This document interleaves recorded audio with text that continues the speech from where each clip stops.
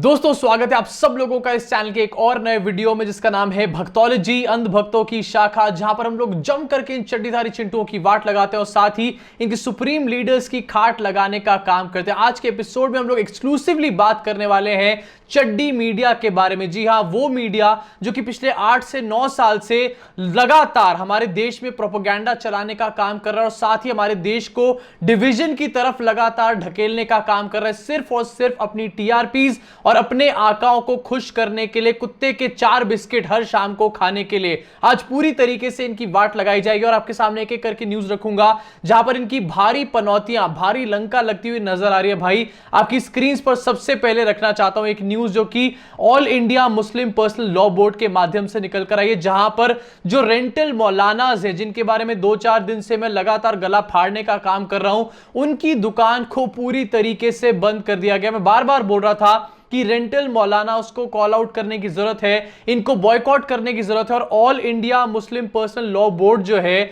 उसका मैं शुक्रगुजार हूं कि उन्होंने इस टाइम पर एक ऐसा सर्कुलर जारी करा है जहां पर उन्होंने साफ साफ ये बोला है कि ऐसे लोग अब डिबेट्स में नहीं जा सकते हैं या फिर ऐसे लोगों को डिबेट्स में नहीं जाना चाहिए। साथ में ये भी बोला गया, अपनी स्क्रीन पर देखिए और इसके मायने क्या है ये भी अभी आपको बताता हूं कि गोदी मीडिया की दुकान कैसे बंद होने वाली है बहुत बड़े लेवल पर इसके बाद, और भीख का कटोरा वो लोग पकड़ने वाले हैं। अपनी स्क्रीन पर देखिए, इसमें लिखा गया कि उल्मा और बुद्धिजीवियों से टीवी चैनलों की बहस और डिबेट्स में भाग ना लेने का आग्रह ये किया गया है और साथ ही साथ बहुत सारे नाम हैं जिनका डिस्कशन हुआ और फाइनली वो इस डिसीजन पे आए। और इसका सबसे बड़ा जो असर पड़ेगा, कोई इस्लामिक स्कॉलर्स नहीं जा रहे थे इस डिबेट के अंदर, जो लोग जा रहे थे वो किस तरीके से 5-5 हजार के चक्कर में अपने धर्म को बदनाम करने का काम कर रहे थे, ये भी मैंने एक्सपोज करने का काम किया। उनकी दुकान पूरी तरीके से बंद हो जाएगी। अब मायने क्या है इसके जरा समझिए और कैसे इस पूरी खबर से गोदी मीडिया के हाथ में कटोरा आने वाला है। भाई पक्की तरीके से 4 दिन पहले ये न्यूज निकल कर आई थी कि भारतीय जनता पार्टी ने अपने स्पोक्स पर्सन के लिए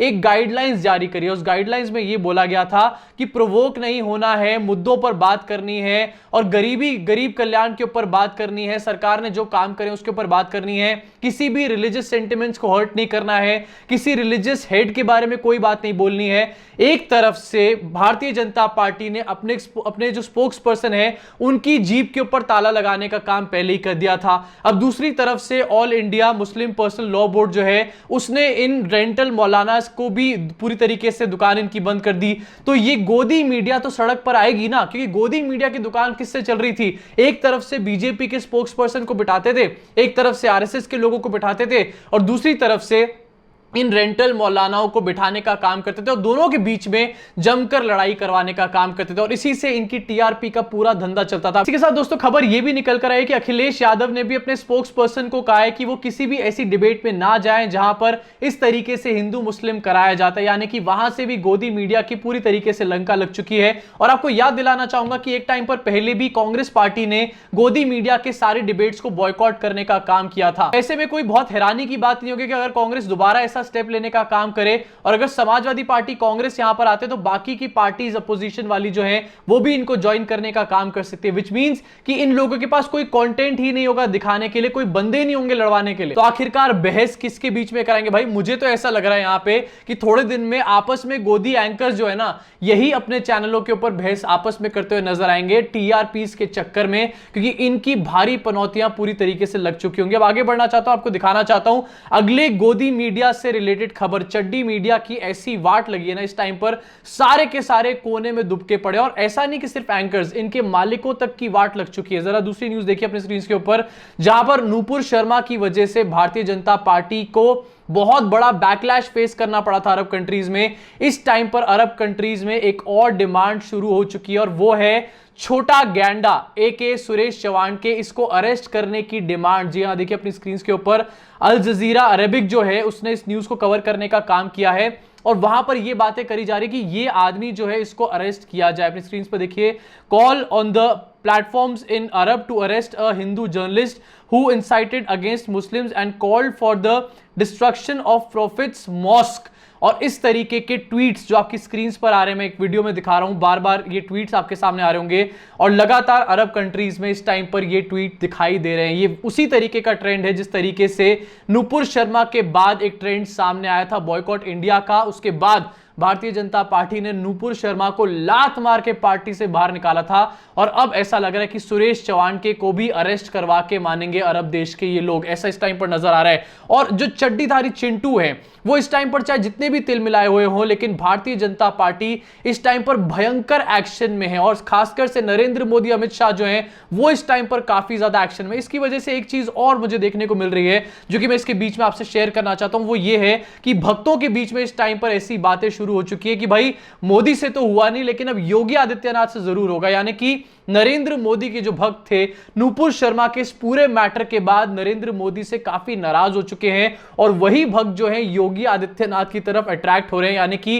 भारतीय जनता पार्टी में भी इस पूरे मैटर के चक्कर में दो फाड़ होते हुए नजर आ रहे हैं। इस पूरे मैटर के चक्कर में कल हमारे देश में एक और बहुत बड़ा इंसिडेंट देखने को मिला जहां पर अलग अलग जगह में से प्रोटेस्ट की खबरें निकल कर आई और पत्थरबाजी की भी खबरें निकल कर आई। भाई जब आपको पता है जब रामनवमी के टाइम पर हिंसा की खबरें पूरी तरीके से गलत हैं, रामनवमी के टाइम पर जब आप चाहते हैं कि कोई हिंसा ना निकल करके सामने आए तो आखिरकार आप इस तरीके से जुम्मे की नमाज के बाद ऐसा माहौल क्यों बना रहे हैं जब आपको पता है कि इसके बाद और 10 दिन तक इसी के ऊपर माहौल बनाया जाएगा। और हुआ क्या, देखिए जहां पर नरेंद्र मोदी के भक्त जो उनसे नाराज हो गए थे ना, उनको कहीं ना कहीं वापस नरेंद्र मोदी खींच कर लेकर आए हैं कल के पूरे इंसिडेंट के बाद। अब आप लोग खुद समझदार हैं कि आखिरकार यहां पर किसकी गलती कल थी और उसका फायदा इस टाइम पर किसको मिलता हुआ नजर आ रहा है। जरा सोचिए, अपने दिमाग का इस्तेमाल करिए। आगे बढ़ना चाहूंगा और अगली खबर के बारे में बात करना चाहूंगा। हिंदुस्तान, जी टीवी के बारे में पूरा ऑल थ्रू हम लोग बात करेंगे, लेकिन उसके बाद सबसे पहले बात करिए जी हिंदुस्तान के बारे में। भाई योगी के एक आईपीएस ऑफिसर ने जी हिंदुस्तान को पूरी तरीके से, जी टीवी को एक्सपोज करके यानी कि नंगा करके रख दिया है योगी के अधिकारी ने। सोचिए वही लोग जिनके लिए जी हिंदुस्तान हर टाइम पे माहौल बनाने का काम करता रहता था, उन्हीं लोगों के अधिकारी इस टाइम पर जी को एक्सपोज कर रहे हैं। आपकी स्क्रीन पर आपको पूरा मैटर दिखाता हूं। एक ट्वीट कल निकल करके आया था जी हिंदुस्तान के माध्यम से, इसका स्क्रीनशॉट मैंने ले लिया, शायद इस टाइम पर डिलीट भी हो चुका हो। जी हिंदुस्तान ने कल शाम को एकदम से बताया कि जुम्मे की नमाज के बाद देवबंद में हंगामा, मतलब यह दिखाने की कोशिश करी गई थी कि देवबंद में मुसलमानों ने बहुत बड़ा यहां पर एक कोई हिंसा कर दी है या फिर हंगामा कर दिया, इस तरीके की खबर पोर्ट्रे करने की कोशिश करी गई थी। लेकिन इसके बाद क्या हुआ, थोड़ी देर के अंदर जो सहारनपुर के एसएसपी हैं उन्होंने इसको कोट ट्वीट करके जी हिंदुस्तान की पूरी तरीके से पुंगी भजा करके रख दी। जरा देखो स्क्रीन के ऊपर, स्टॉप, इसी को कोट ट्वीट करके लिखा है, stop spreading fake news, situation is totally normal, no incident at all in Deoband. और इस चीज को लेकर के भयंकर जी हिंदुस्तान की लंका लगी, पूरी तरीके से ये लोग एक्सपोज हो गए। इतने भयंकर लेवल पर ये लोग एक्सपोज हो गए कि जी हिंदुस्तान का जो मैनेजिंग एडिटर है उसको भी निकलकर इसके ऊपर जवाब देना पड़ा, जिसके बाद फिर से ये जो आकाश तोमर आईपीएस हैं सहारनपुर के एसएसपी, इन्होंने उनको भी करेक्ट करने का काम किया और ये बोला कि आप गलत रिपोर्टिंग करने का काम कर रहे थे। सोचिए वो लोग जिनके लिए ये चैनल माहौल बनाता है, पूरे टाइम बैठ के माहौल बनाता है, वही लोग इनको एक्सपोज करने का काम कर रहे हैं। इनकी असलियत क्या है ये तो कहीं ना कहीं सामने आई चुकी है। अब इसी के साथ जी के बारे में जब बात शुरू हो ही चुकी है तो एक और बहुत बड़ी लंका लगी है और इसके बारे में कोई भी इस टाइम पर बात करता हुआ नजर नहीं आ रहा। भाई हमने रिसेंटली देखा है भक्तों की कैसे पुंगियां बज रही हैं। पहले हमने देखा कि धाकड़ फिल्म आई थी कंगना रनौत की, बुरी तरीके से फ्लॉप हो गई। उसके बाद हमने देखा अक्षय कुमार की फिल्म आई, बुरी तरीके से फ्लॉप हो गई। नूपुर शर्मा को पार्टी से निकाल दिया गया, भक्तों के ऊपर भारी पनौतियां चल रही हैं। उसके बीच में जी के मालिक सुभाष चंद्रा, जी हां, जो कि यहां पर राज्यसभा का चुनाव लड़ने चले थे। भाई साहब ये इनको लग रहा था ये राज्यसभा में सांसद बन जाएंगे और आराम से बैठ करके वहां पर ठाठ करेंगे और अपनी जो सरकार है उससे अपने काम करवाने का काम करेंगे, लेकिन इनकी भी पूरी तरीके से लंका लग चुकी है। जरा देख लो अपनी स्क्रीन के ऊपर, ये आदमी, ये बेवकूफ पूरी तरीके से कल हार गया है। अपनी स्क्रीन पर देखिए, फ्री प्रेस जर्नल के माध्यम से राज्यसभा इलेक्शन, जी चेयरमैन सुभाष चंद्रा लूजेस। गजब बेइज्जती है। और ये आदमी थोड़े दिन पहले जीतने के डंके पीटने का काम कर रहा था। ये कह रहा था कि मैं तो जीत कर ही आऊंगा और पूरी तरीके से डंके पीट रहा था। इनफैक्ट काफी सारी खबरें आ रही थी कि इसने सारी सेटिंग भी जमा ली है, लेकिन सारा का सारा रायता चुटकियों में फैल गया और ये हार चुका है राज्यसभा का इलेक्शन। अब देखने वाली बात ये होगी, जहां पर एक तरफ योगी के अधिकारी जो हैं वो जी की लंका तो लगा ही रहे हैं, दूसरी तरफ जब ये जीता नहीं है राज्यसभा का इलेक्शन तो आखिरकार जी आने वाले दिनों में किस तरीके से अपना स्टैंड रखने वाला है, किस तरीके से सरकार की चमचागिरी करेगा। अगर सरकार की चमचागिरी नहीं करी तो सरकार चार लात मारने का काम करेगी, भग भी चार लात मारने का, और अगर कर दी बाय चांस तो भाई ये चीज प्रूव हो जाएगी कि लाते खाने के बाद भी सिर्फ और सिर्फ सरकार के तलवे चाटने में ही लगे रहते, क्योंकि इनके पास भी अब कोई ऑप्शन बचा ही नहीं है। तो अब देखने वाली बात होगी आखिरकार छोटे गैंडे के साथ भारतीय जनता पार्टी क्या करने वाली है। ये भी वही आदमी है जो लगातार बीजेपी के लिए प्रोपेगेंडा फैलाने का काम करता था, और ये ऐसा भी आदमी है जिसकी बार बार हमने वीडियोस देखी है, चाहे धर्म संसद हो या फिर दिल्ली में जो धर्म संसद टाइप का एक इवेंट हुआ था, उसके अंदर भी इसने मुसलमानों के अगेंस्ट आग उगलने का काम किया था। ओपनली इसने जीनोसाइड की भी बातें करी हुई हैं। अब देखने वाली बात यह कि इसके ऊपर कोई एक्शन होगा या नहीं होगा, और इसके ऊपर एक्शन अगर होगा तो आखिरकार उसके बाद भक्तों का रिएक्शन क्या होगा, इसके ऊपर क्या एक्शन होगा, साथ ही साथ किस तरीके से गोदी मीडिया के वांदे लगने वाले, यानी कि गोदी मीडिया के चैनल्स घाटे में जाने वाले हैं, इसके ऊपर मेरी एक पैनी नजर रहेगी और इन्हीं चीजों को आपके सामने निकाल कर रखने का भी इस चैनल पे काम करूंगा। अभी के लिए इस वीडियो में सिर्फ इतना ही। मेरा काम यहां पर खत्म होता है, आपका काम शुरू होता है। इस वीडियो को आगे लोगों तक पहुंचाने का काम करिए और लोगों को बताइए कि आखिरकार इस टाइम पर गोदी मीडिया की कितनी भारी पनौतियां लग चुकी है और कैसे उनकी लंका लगने वाली है। आपको डिस्क्रिप्शन में मेरे ब्लॉग चैनल का लिंक मिल जाएगा, वहां जाकर भी देखिए। अगर आपको अच्छा लगे तो उस चैनल को भी सब्सक्राइब जरूर करना। अभी के लिए इस वीडियो में सिर्फ इतना ही। मुलाकात होगी आप सब लोगों से इस चैनल के अगले वीडियो में।